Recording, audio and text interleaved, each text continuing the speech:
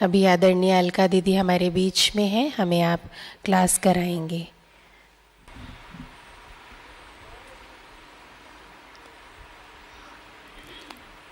ओम शांति।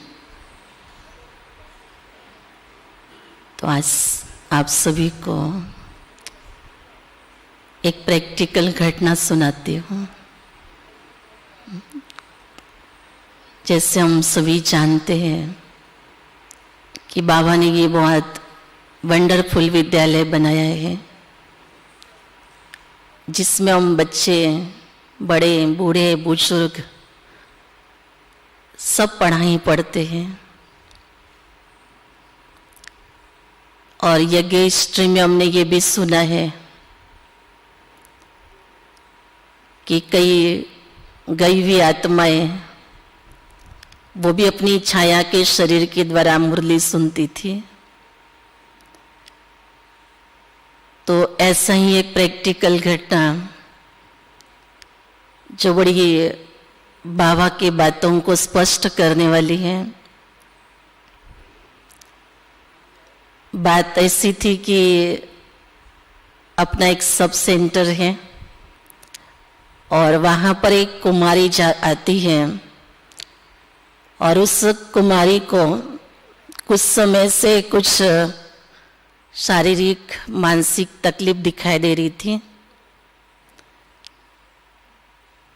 तो ऐसे बाहर से कुछ पता नहीं चल रहा था। वो कॉलेज पढ़ रही थी, जा रही थी, आना जाना कर रही थी। और ऐसे एक दिन अचानक उसको, उसके द्वारा जो वो उसके अंदर एक सोल थी और उस सोल ने उसके द्वारा बात करना शुरू की। तो बात करने का पहले का जो तरीका था वह उसका कुछ विचित्र था। तो पहले कभी घर में ऐसे हंगामा नहीं मचाते थे, उस दिन थोड़ा हंगामा मचाना शुरू किया। और उस दिन कहा आज मुझे ये खाने के लिए चाहिए, वो खाने के लिए चाहिए, ऐसा चाहिए, वैसा चाहिए। तो उसकी माँ ने सेंटर पर फोन किया कि आशीष बच्ची को कुछ अलग से कर रही है और मैं डर गई हूँ। तो वो बहन को फोन किया। तो बहन वहाँ गई, उनके घर में देखा तो कभी कंट्रोल में नहीं आ रही थी उस समय पर वो बहन। तो माँ और बहन ने दोनों ने, वो दीदी ने उसको दृष्टि दी और दृष्टि देते देते जैसे उसको शांत किया। फिर उसको बड़े प्यार से पूछा कि आप क्या चाहते हो, किस लिए आए हो इसके पास। तो उसने कहा कि मैं तो अपने एक झाड़ पर बैठा था और ये सवेरे जा रही थी कॉलेज में। इसने बड़े अच्छे अपने लंबे बाल, देखता था मैं इसके हरदम, और आज बाल खुले थे इसके। तो मुझे आज मौका मिल गया और मैं इसमें आ गया। तो बोला मैं बहुत समय से देखता था, ये मेरे झाड़ के नीचे से आना जाना कॉलेज करती थी। तो फिर उस बच्चे को बहुत समझाया। तो उसने कहा कि मुझे उस झाड़ को लटका कर मेरे दोस्तों ने ख़त्म किया था, लेकिन मेरे लिए आज तक कभी उसके लिए कुछ किया नहीं है। कोई न्याय नहीं मिला है। जिसने किया है उसके ऊपर किसी ने आज कुछ केस नहीं की है, उसको कोई सजा नहीं दी है। मैं बड़ा दुखी हूँ। तो वो बात हुई उसके साथ। फिर शाम के टाइम पर वापस वही खेल शुरू हुआ। तो शाम को वापस उसके माँ ने बहन को बुलाया, वो बहन वापस गई। तो फिर वह देखा तभी, तो उसने मुझे फ़ोन किया, दीदी ऐसे ऐसे मैं जा रही हूँ। तो मैंने कहा ऐसा करो, मधुबन से हम आए हुए थे, मैंने कहा बाबा का बूंदी का एक पैकेट है तुम्हारे पास, वो लेके जाओ। तो वो बूंदी का छोटा सा जो सभी को बाबा विलन में मिलता है, वो पैकेट लेके गई वो। और जैसे वो शाम को मिलने गई, वहाँ पर गई तो देखा तो उस समय पर और दूसरी सोल थी। वो चला गया और दूसरी आई और जब वो दूसरी सोल उसमें आई थी तो उसने कहा कि ये तो मेरा स्थान है, मैं बाहर चला गया था, मेरा जगह खाली था आज, तो उस बच्चे ने चांस ले लिया और वो बच्चा आके बैठ गया था और मुझे पता चला वो आया है, तो मैं घूमने गया था और मैं वापस आ गया। फिर उसने बताया कि मैं इसमें बहुत समय से हूँ, लगभग 10 साल से मैं इसके साथ हूँ। फिर थोड़ी थोड़ी बातें सुनाने लगा। फिर कहा कि भी क्यों आप बैठे इसके साथ 10 साल से?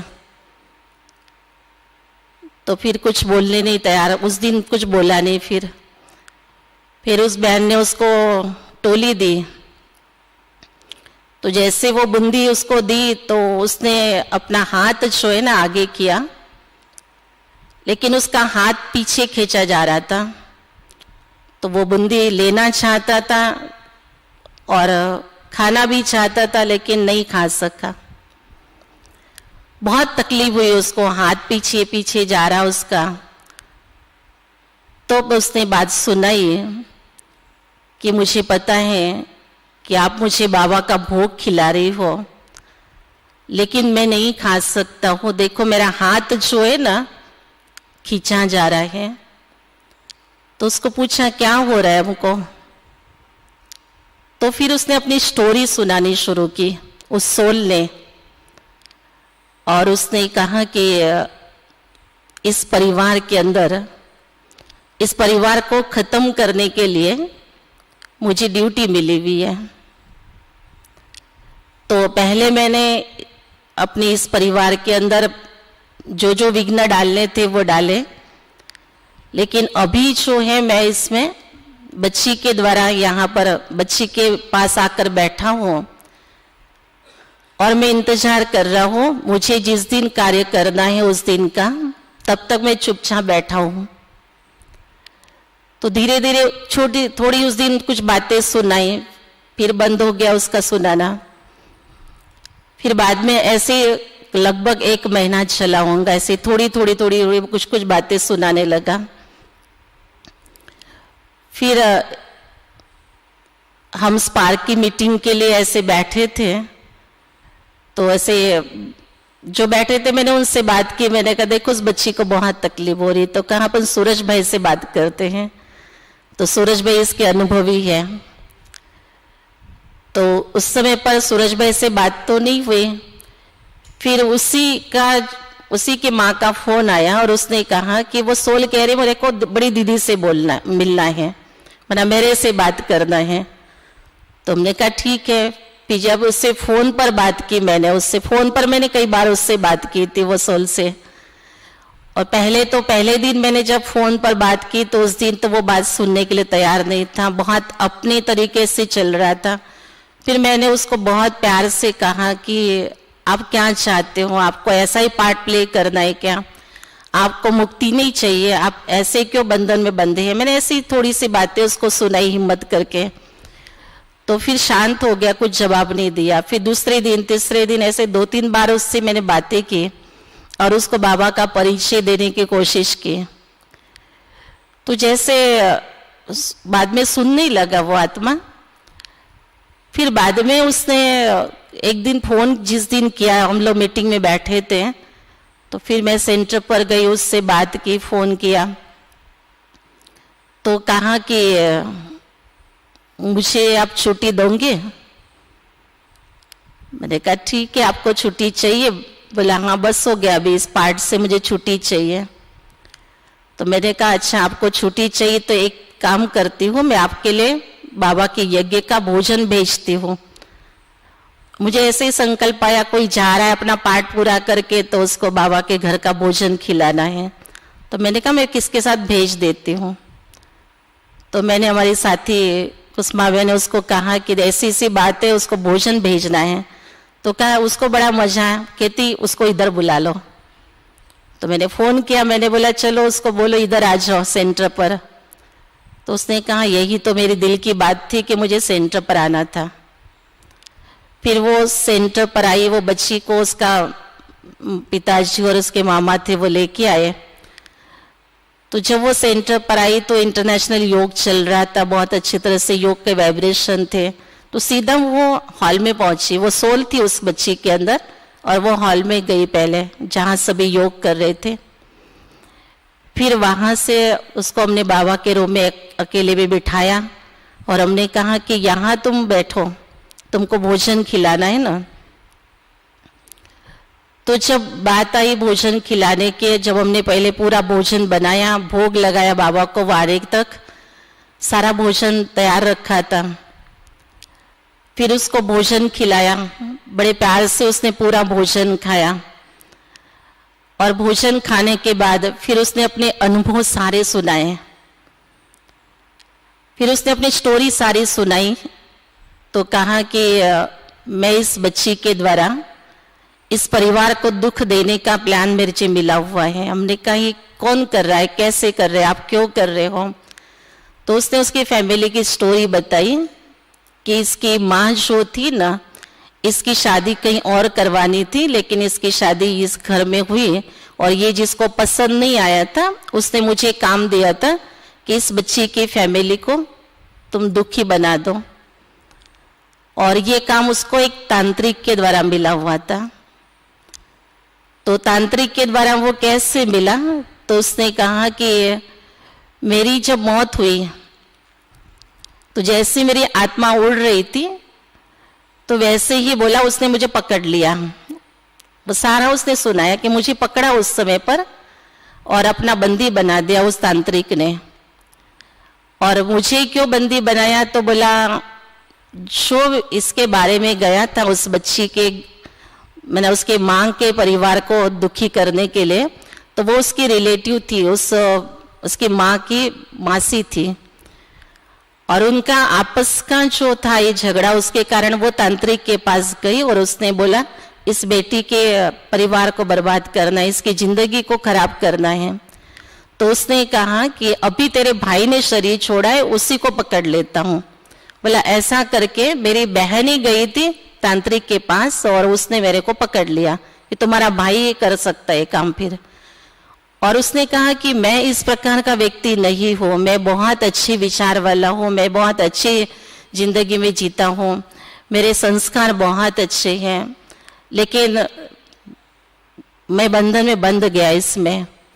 फिर उसने उस बच्ची के माँ के द्वारा पहले काफी परेशानियां की। फिर उसने कहा कि अच्छा मैं प्रूफ बताऊं आपको कि मैंने क्या किया इस परिवार के अंदर।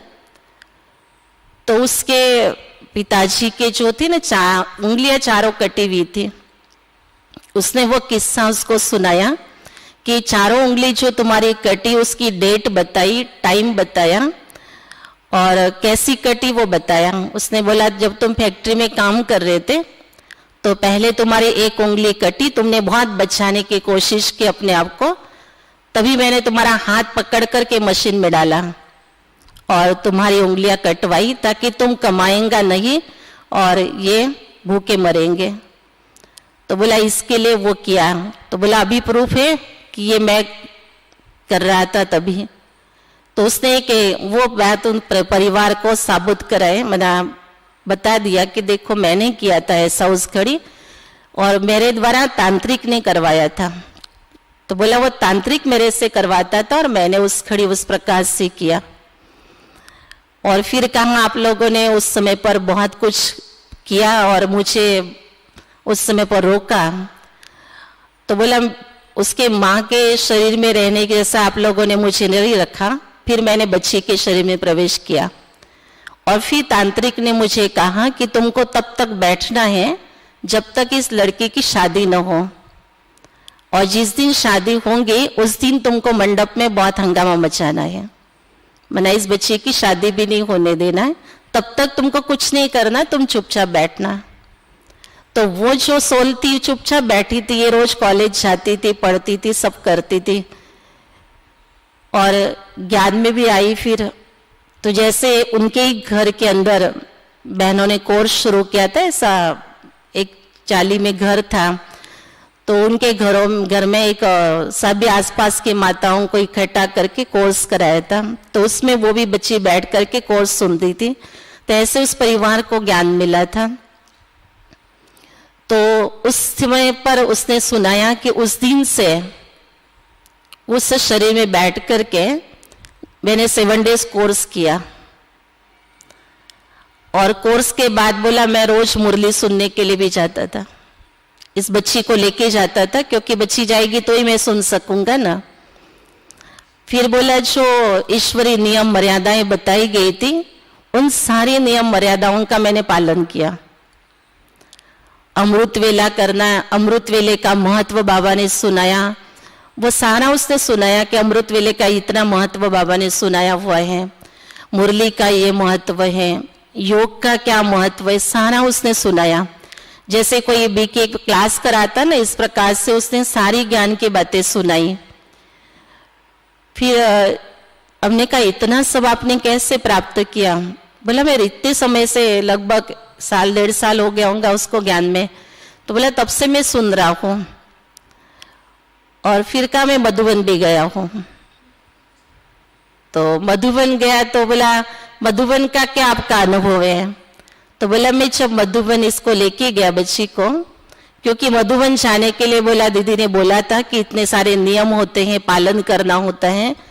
तो बोला मैंने सारे नियम पालन करवाए। बोला कभी कभी सहेलियों के साथ इसको पानी पूरी खानी होती थी, ये होता था, मैं इसको रोकता था, खाने नहीं देता था क्योंकि मधुबन जाना है। तो बोला मैंने सारे नियम पालन करवाए, इसको बाहर का कुछ भी खाने नहीं देता था, क्योंकि मेरा नियम टूट जाएगा ना, क्योंकि मैं बैठा हूँ इसके अंदर, ये खाएगी तो मेरा नियम टूटेगा। तो इसलिए इसके सहेलियों के साथ भी जब जाती थी तो मैं पूरा ध्यान रखता था कि इसको कुछ भी खाने नहीं देना है। तो बोला मैंने सारा नियमों का पालन किया और मैं परफेक्ट अपने आप को समझा कि मैं मधुबन अभी जा सकता हूँ। तो बोला मधुबन जब मैं इसको लेकर गया सारा प्रोग्राम बनवाने के लिए, जैसे वो निमित्त बनता था, तो बोला मैंने कहा कि नहीं मुझे मधुबन जाना है। तो मैंने प्रोग्राम बनवाया मधुबन जाने का, और बाबा मिलन के समय पर। तो बाबा मिलन के टाइम पर हमने कहा मधुबन का क्या अनुभव, मधुबन कैसा देखा आपने, कैसा है? तो सारा डायमंड हॉल का, बाबा के कमरे का, सबका उसने वर्णन किया, वहाँ ऐसे ऐसे है करके। फिर उसने कहा कि वहाँ जो बाबा का कमरा है ना शांतिवन में, उस कमरे में मुझे कभी जाने के लिए नहीं मिलता था, क्योंकि बोला जब मैं कमरे में जाने के लिए दौड़ता था, मेरी इच्छा होती थी मुझे जाओ, तो कमरे के पास जाते ही जैसे ही अपनी जूता उतारेगी तांत्रिक मुझे पीछे खींचता था। बोला उस कमरे में जाने नहीं देता था, और मैं कमरे के बाहर खड़ा रहता था और ये बच्ची अंदर जाती थी योग करने के लिए, तब तो मैं बाहर खड़ा रहता था। बोला बाबा के कमरे के, मुझे बहुत होता था कि मैं अंदर में जाऊं, लेकिन तांत्रिक मुझे जाने नहीं देता था। फिर कहा कि मैंने सेवा भी की मधुबन में, सेवा का महत्व सुनाया उसने। बोला मधुबन में सेवा करने के पहले सेंटर पर सेवा करनी होती है, ऐसा बहनें सुनाती है। तो मैंने सेंटर पर भी सेवा की। तो हमने पूछा सेंटर पर क्या सेवा की? तो उसने तभी भी बराबर बताया, तारीख बताया, समय बताया। बोला इस दिन ब्रह्मा भोजन था, ब्रह्मा भोजन के पहले भी मैं आई था, और यहाँ पर आपने सफाई करवाई थी तो मैंने सफाई की। बोला ये दीवार भी मैंने पोछी थी, मैंने ये काम किया। फिर ब्रह्मा भोजन के दिन मैंने बर्तन घसे। बोला वहाँ पर भी मैंने बहुत शाम तक सेवा की, और सेवा का बहुत महत्व है, कहता सेवा तो करनी चाहिए ब्राह्मण बने तो वो सेवा का भी उसने सुनाया। मधुबन में सेवा की वो भी सुनाया। और फिर कहा कि बाबा मिलन का दिन आया, बहुत कसम कशा हुई कहा मेरी कि मुझे बाबा से मिलना था। तो बोला हॉल में जैसे सभी जाके बैठते, मैं भी जाके बैठा।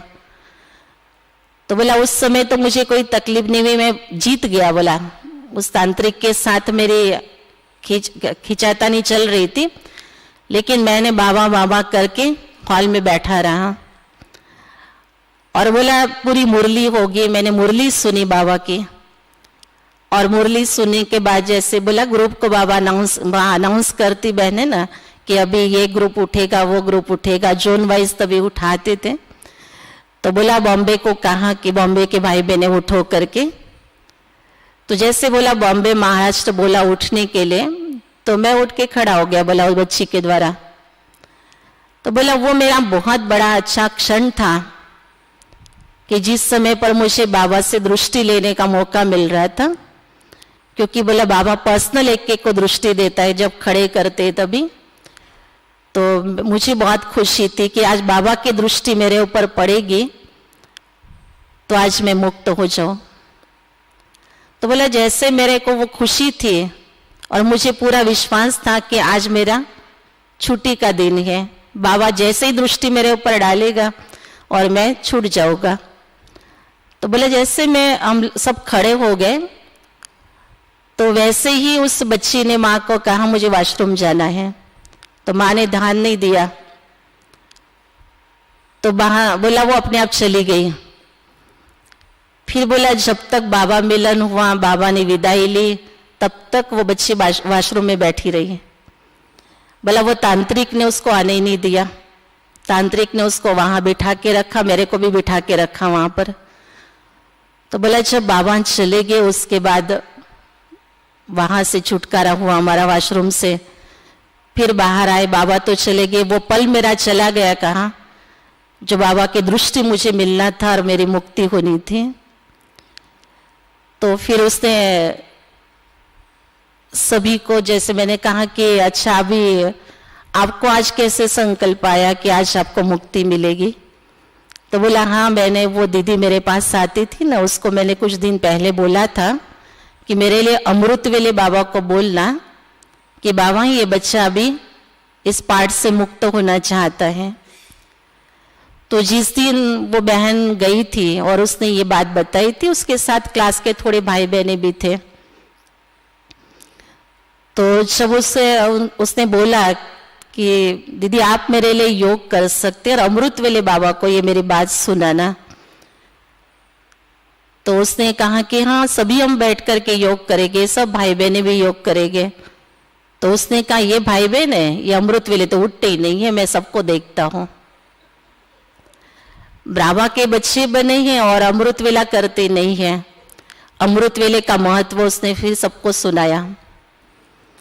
और मैंने सारी बड़े, जैसे कोई एक बी के क्लास कराता ना, ऐसे उसको उनका सब भाई बहनों का क्लास कराया। बोला ये दीदी कराएगी मेरे लिए और ये दीदी अमृत वेले बाबा को कहेगी, और उनको बोला कि आप बड़ी दीदी को बता देना कि आप भी अमृत वेले बताना बाबा को। तो बोला ये दीदियाँ काम कर देंगी। तो सब भाई बहनों को बस एकदम आश्चर्य लगा, बोला आप लोग अमृत वेला ठीक नहीं करते हैं। और फिर कहा मेरा और एक संकल्प है कि मेरे साथ जितनों ने कोर्स किया था ना उनको बुलाओ। तो वो सब आसपास के पड़ोस के लोग थे, तो सभी को बुलाया और सबको कहा कि देखो मैंने इस बच्ची के तन में बैठ करके पुरुषार्थ किया, आप सभी को अपना अपना तन है और फिर भी आप पुरुषार्थ नहीं करते हो। देखो मैंने बाबा को प्राप्त किया, मैंने बाबा से ये ज्ञान प्राप्त किया, आपको भी ये ज्ञान मिला और आप कोर्स करके घर बैठ गए। ऐसे उसने बहुत अच्छी बातें उनको प्रेरणा दी कि आपको कोर्स करने के बाद मुरली सुननी चाहिए, क्लास में आना चाहिए। मतलब बहुत अच्छी उसकी जो अवस्था बन चुकी थी वो दिखाई दे रही थी उस आत्मा की। और उसने कहा कि देखो मैं इस बच्ची के द्वारा भी पुरुषार्थ करके अपने आप को तैयार किया। और वो जो उसका लास्ट दिन था, जिस दिन उसको जाने का था, तो बाबा के रूम में बैठे थे। तो जैसे बाबा के रूम में बैठे थे वो अपना लास्ट समय का अनुभव सुना रहा था। मैंने बोला क्या फील कर रहे हो आप? बहुत अच्छी हमारी बातें चल रही थी। हमने कहा क्या फीलिंग हो रही है आपको? बाबा को एक टक देख रहा था। तो बोला जैसे बाबा से ना मुझे लाइट आ रही है। मैंने बोला कौन से बाबा से? क्योंकि ऊपर शिव बाबा थे, नीचे ब्रह्मा बाबा का फोटो। मैंने बोला कौन से बाबा से आ रहा? तो बोला शिव बाबा से आ रही ऊपर से। तो वो शिव बाबा लाइट का है ना, वो लाइट में से लाइट आ रही है और मेरे एक रास्ता बन रहा है, बोला रास्ता, और उस रास्ते पर से अब मुझे जाना है शिव बाबा के पास। तो बाबा मुझे बुला रहा है और मेरे लिए बाबा ने सी लाइट भेजी है और वो रास्ता तैयार हो गया और मैं उधर से बाबा के पास जा रहा हूं। तो बोला मैं तो जाऊंगा, लेकिन जाने के बाद इस बच्ची को आप हॉस्पिटल लेके जाना, क्योंकि उसका तन जो है ना मैंने यूज करके कमजोर कर दिया है। जैसे मैं जाऊंगा ये गिर जाएगी, लेकिन ये गिरे नहीं, इसके लिए आप इसको पकड़ के रखना, गिर जाएगी तो चोट लग जाएगी, कुछ हो जाएगा। कुर्सी पर बैठे थे तो बोला आप इसको उस समय पर संभाल लेना और इसको तुरंत कुछ पिलाना, सारा बताया उसने, और इसको हॉस्पिटलाइज करना। और कहा कि इसको भी सदा सेवा में, इसके परिवार के, उसके माँ बाप को कहा कि आप अभी अगली जीवन जो है अपने बाबा की सेवा में व्यतीत करो। और बाबा को उसने प्रॉमिस की जाने के पहले कि बाबा आप मुझे जिस घर में भेज रहे हो उस घर का भी वर्णन सुनाया उसने, कि बाबा ने मुझे वो घर भी दिखाया कि मैं किस घर में जन्म लेने के लिए जाने वाला हूँ। तो उस घर में जाने के बाद बोला मैं बाबा का बच्चा बन करके बाबा की इस सेवा का रिटर्न करूंगा, मैं अगले जन्म में ब्रह्मा कुमारी बनूंगा और खूब सेवा करके बाबा ने ये मेरे को बंधन से छुड़ाया ना, तो मैं इसका रिटर्न करने के लिए जा रहा हूँ, मैं बचपन से सेवा करूंगा। और ऐसी सब बातें उसने सुनाई जो जो उसको बाबा ने अनुभव कराई थी। और फिर उसने कहा कि मुझे बड़े प्यार से पूछा, अच्छा मैं अब जाऊं, अब मुझे छुट्टी दो। तो हमने कहा ठीक है, हम एक गीत बजाते हैं, बाबा को याद करते हैं। तो बोला ठीक है बजाओ गीत। तो हमने एक बाबा के याद का गीत बजाया, गीत आधा भी नहीं बजाऊंगा, और उसने अपना शरीर के ऊपर से अपना अधिकार निकाल दिया। और बस उसने जैसा कहा था वैसे ही सब हुआ। उस बच्ची का शरीर वैसे ही कमजोर फील कि वो बात भी नहीं कर पा रही थी, उठ भी नहीं पा रही थी, आंखें भी नहीं खोल रही थी, ऐसी हालत उसकी। तो ये बात कहने का मुझे वही याद आया कि जैसे बाबा कहता है कि बच्चे समय और बाबा की शक्तियों का, बाबा के यज्ञ का प्रसाद और बाबा के ब्रह्मा भोजन का महत्व और यज्ञ सेवा का महत्व, ये सारा ही उस आत्मा ने जैसे ब्राह्मणों को उस शरीर के द्वारा सुनाया। तो हम समझ सकते कि हमें तो अपना शरीर मिला हुआ है, हमें अपना पार्ट अच्छा मिला है संगम पर, तो हमें भी बहुत अच्छा पुरुषार्थ करना चाहिए, ऐसे उसने हमें प्रेरणा दी है। और ये भी एक राज पता चला कि कैसे तांत्रिक के द्वारा कार्य होता है। और उसने लास्ट में हमको ये भी कहा कि बहनें आपको आगे चल करके ऐसे बहुत सेवाएं करनी पड़ेगी, और मेरे जैसे अच्छी क्वालिटी के लोग, अच्छे विचार वाले लोग ये तांत्रिक के बंधन में बंधे हुए हैं, वो भी एक दुनिया बनी हुई है उनकी, और बहुत सारे ऐसे हैं जो इनके बंधन में बंधे हुए हैं, और आप लोगों के सिवाय इनको कोई भी छुड़ा नहीं सकता है। तो ये कार्य भी आपको ही, आप लोगों को ही करना पड़ेगा, इन सबको बंधनों से छुड़ाने का ये बहुत बड़ा पार्ट चलेगा आगे। तो ऐसी कई बातें उसने सुनाई कि किस प्रकार से कार्य होता है, और ये तांत्रिक कहाँ है उसने वो भी सुनाया, वो सिटी का नाम सुनाया कि बोला इस जगह पर है, यहाँ पर वो तांत्रिक रहता है, तांत्रिक की कैसा कारोबार चलता है, और कई ऐसी बातें वो सुना रहा था। तो मैंने हम देखते कि हम इन बातों को हम तो विश्वास नहीं करते थे कि ऐसा भी कुछ होता है, लेकिन उसने सब बातें सुनाई कि किस प्रकार से वो तांत्रिक वहां पर कुछ मंत्र बोलता है, कुछ करता है। और जिस समय पर लास्ट में बाबा के कमरे में जब बैठे थे तो उसने लास्ट में कहा कि अभी मुझे वो बहुत मार रहा है इस घड़ी, लेकिन बाबा मेरे साथ में है, मुझे कुछ नहीं होगा। बोला उसको कितना भी मारना है मारो, मैं तो बाबा के सामने हूँ, बाबा मुझे शक्ति भर रहा है।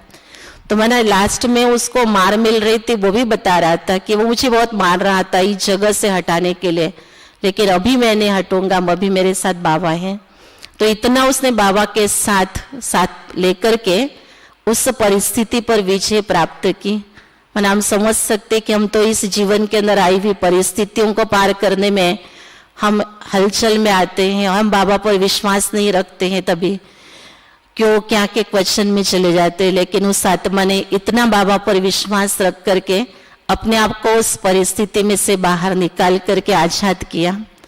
तो ये बाबा सर्वशक्तिवान है, और बाबा की शक्तियाँ हमें किस प्रकार से और भी मदद कर सकती हैं, तो ये हम अपने जीवन में अनुभव करते हुए आगे बढ़े।